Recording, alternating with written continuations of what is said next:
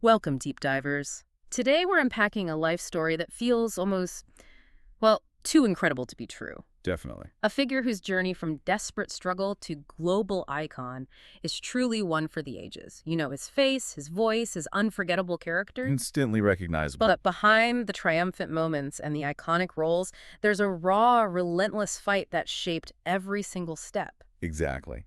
This deep dive isn't just about cataloging achievements, it's an exploration into the sheer will it takes. Yeah. You know, to not only redefine a genre, but to consistently reinvent yourself and stay powerfully relevant for over 5 decades in Hollywood. 5 decades. We're really going to dissect the grit, the unexpected detours, and that unwavering resolve that defines this unique journey. Our mission today is to pull back the curtain on a life marked by relentless ambition, profound physical transformation, and almost unheard of demand for creative control and surprising versatility. Quite a mix. We're going to extract the most important nuggets of insight for you, our listener, because ultimately, what does this entire saga tell us about the true cost and reward of chasing an artistic vision? That's the core question, isn't it? So we see Sylvester Stallone today as this larger-than-life figure, but it's easy to forget just how brutal and challenging his early life was. Oh, absolutely. Born in Hell's Kitchen, New York City in 1946, his very entry into the world was complicated. Obstetricians had to use 2 pairs of forceps during his delivery, which accidentally severed a nerve. Yeah, a difficult birth. And this left him with that signature look, partial facial paralysis, impacting his lip, tongue, and chin, directly leading to his distinctive slurred speech. It's truly remarkable how those early physical challenges, coupled with the childhood bullying he endured, didn't break him. Right. Instead, they seemed to forge a deeper resolve. He channeled that adversity into bodybuilding and acting, almost as a form of self-actualization, a way to reshape his narrative. It's hard to fathom, but a guidance counselor once told his mother he was, and I quote, suited to run a sorting machine or to be an assistant electrician, primarily in the area of elevator operations. Elevator operations. Imagine hearing that when your dream is to be a performer, to be an actor. That advice, in hindsight, is just incredible given what he went on to achieve. It really makes you wonder how many times early potential gets completely overlooked. Totally. And despite those initial limitations and, the opinions of others, his education included time at a military academy, followed by 2 years at the American College of Switzerland. Right, so he was getting out there, experiencing different things. Then he studied drama at the University of Miami, though he didn't actually graduate at the time. It took decades, until 1998, for the University of Miami to grant him a Bachelor of Fine Arts degree. Decades later. Yeah, accepting his extensive life and acting experiences in exchange for the remaining college credits he needed. Life experience credits, essentially. That's fascinating in itself. This brings up a crucial point. How much of his almost singular drive for success later in life was directly fueled by this relentless series of rejections and desperate situations? You have to think it played a huge role. His early career saw him taking truly desperate roles, often for as little as $200 for a few days' work. Barely surviving. This included his first starring role in a softcore pornography feature and an erotic off-Broadway play. He later explained he did this out of pure desperation. He was pretty open about that, wasn't he? Yeah, he said he'd been evicted from his apartment and found himself homeless, sleeping for weeks in the Port Authority bus terminal in New York City. Wow. Sleeping in a bus terminal. In his own words, and I quote, "It was either do that movie or rob someone because I was at the very end of my rope." Just incredibly desperate circumstances. He worked a series of odd jobs, too, including a zoo cleaner and a theater usher, Doing whatever he could. where he was even fired for scalping tickets. So even his first entrepreneurial venture ended not so well. Not the best start in business.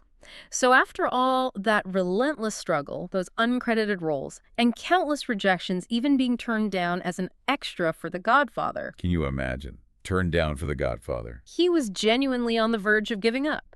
He'd gone from an aspiring actor to sleeping in bus terminals, and that Hollywood dream seemed more distant than ever. It seemed impossible. But then came one night in March 1975 that changed absolutely everything. The story of Rocky is legendary, a true underdog tale that mirrors the film itself. It's almost mythic now. It really is. He watched a rather unexpected boxing match between Muhammad Ali and Chuck Wepner, a journeyman boxer who surprised everyone by lasting 15 rounds with Ali. Right, the Bayonne bleeder. Exactly. While Stallone later clarified Wepner wasn't the sole inspiration, it's clear that Fight ignited something profound within him. Something clicked. In just 3 days, he had completed the first draft of the Rocky script. 3 days. Incredible creative burst. But the real fight, however, was just beginning, and it was for the lead role itself. Oh yeah, that was the big hurdle. When he started pitching the script, studios offered him significant money for it, up to $350,000, which was a huge sum at the time. A life-changing amount of money for him then. But they wanted established stars like Robert Redford or Burt Reynolds to play Rocky Balboa. The safe bet, right? The no names. He famously and audaciously refused to sell the script unless he himself starred as Rocky. Which was just bold. An unprecedented gamble for an unknown actor with, let's face it, unconventional looks and speech. Absolutely. Ultimately, he accepted a substantial budget cut for the film to make it happen, a decision that cemented his place in cinematic history. Talk about betting on yourself. And truly showcases his unwavering belief in his vision. And what a gamble that was. Rocky, released in 1976, garnered immense critical acclaim. It blew people away. One critic even compared him to Marlon Brando, which is just an incredible compliment for a relative newcomer. Brando, high praise indeed. The film earned 10 Academy Award nominations, winning 3, including the coveted Best Picture. Best Picture. Amazing. He himself became only the 3rd actor in history to be nominated for both Best Original Screenplay and Best Actor for the same film, Who are the others? following only Charlie Chaplin and Orson Welles. Pretty good company. Wow, that's legendary status right there.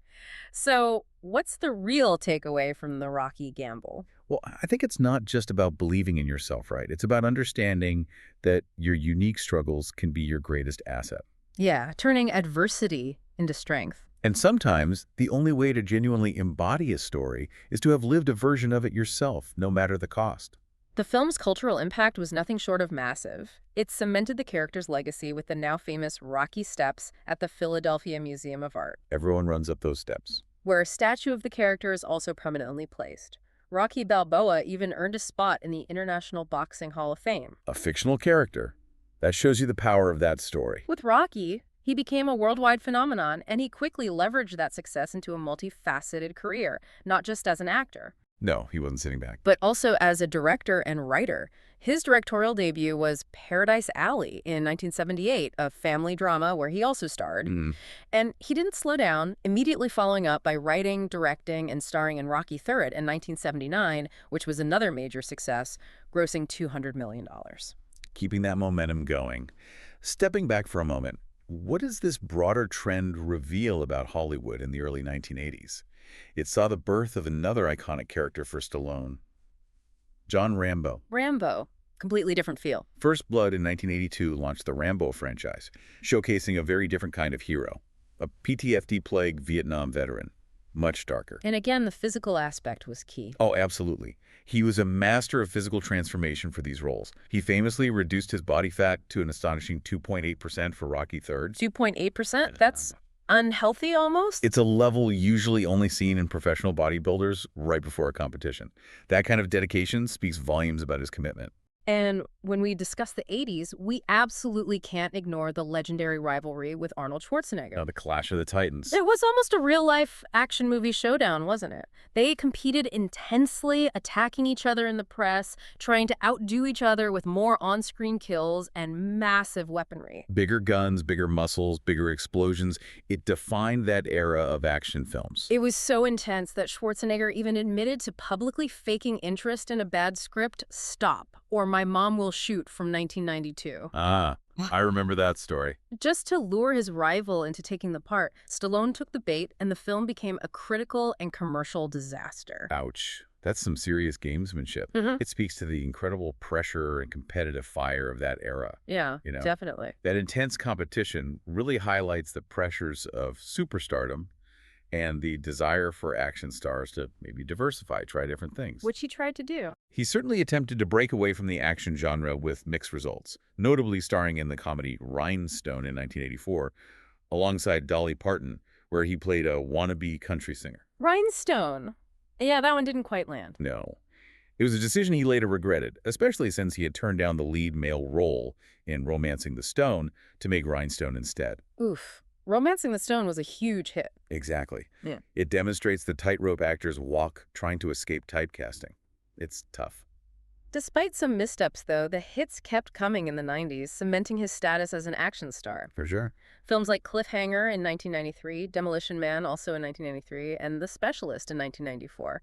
These films performed well both domestically and overseas, often making back their budgets and more. He was still a major box office draw. But then came a noticeable period of decline in the early 2000s. Yeah, things slowed down. Films like Get Carter, Driven, Avenging Angelo, and Detox failing to connect with critics or audiences, it felt like. Maybe the magic was fading? It was a period where the industry landscape was changing, and perhaps the formula that had worked so well for him was starting to show its age a bit. Audiences were maybe looking for something different. Just when some counted him out, believing his time as a leading man was over, another extraordinary comeback began. Just like Rocky himself, right? Exactly. After a 3-year hiatus from leading roles, he returned in 2006 with Rocky Balboa. Which was surprisingly good. It really was. This 6th installment of the beloved series was a critical and commercial hit, providing a more appropriate and poignant climax to the story of Rocky. It felt like a fitting end, closure. It was a true testament to his deep understanding of the character and his audience and what they needed from Rocky at that point. And this wasn't a one-off fluke, was it? He kept going. Not at all. He reprised Rambo in 2008 in a film simply titled Rambo, which also performed well. Very violent, that one. And then he launched the Expendables franchise, starting in 2010. This was a truly innovative concept. Bringing all the old action heroes back together? Exactly. Yeah. Bringing together a star-studded cast of action legends, and the first film achieved the biggest opening weekend of his entire career. Biggest opening ever after all those years. It proved his ability to innovate and stay relevant by tapping into a sense of nostalgia while still delivering fresh, explosive action.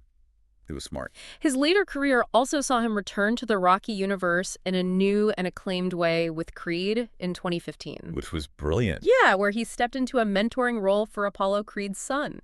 This role brought him widespread praise, his first Golden Globe Award. Well deserved. And incredibly, his 3rd Academy Award nomination, a remarkable 40 years after his first nomination for playing the very same character, Rocky Balboa. 40 years. To have that kind of longevity and artistic resurgence for the same role is simply astounding, almost unheard of. It really is. Beyond the screen, his personal life has also been marked by immense perseverance and significant challenges. A lot of ups and downs there, too. He's been married 3 times and has 5 children, and he's endured profound personal tragedies, including the devastating loss of his son, Sage, at a young age. It's heartbreaking. And navigating life with another son, Sergio, who was diagnosed with autism at an early age.